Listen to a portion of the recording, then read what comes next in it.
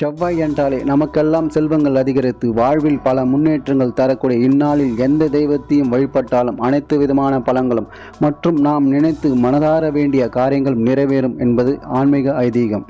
அதோடு செவ்வாய்க்கிழமையுடன் சேர்ந்து வரும் சஷ்டி இன்னும் விசேஷமான நாளாக சொல்லப்படுகிறது.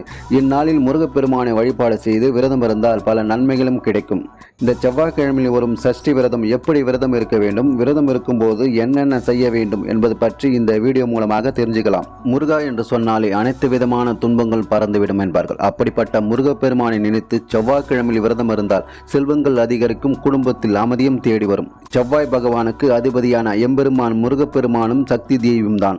இதனால் தான் அம்பிகைக்கு உகந்த நாளாகவே பக்தர்கள் வணங்கப்படுகிறார்கள். முருகனுக்கு சஷ்டி திதி மிகவும் சிறப்பு வாய்ந்தது. இதற்குத்தான் முருகனுக்கு சஷ்டி விரதம் இருக்க அகப்பையில் குழைந்து வரும் என்பது முன்னோர்களின் அருள்வாக்கு.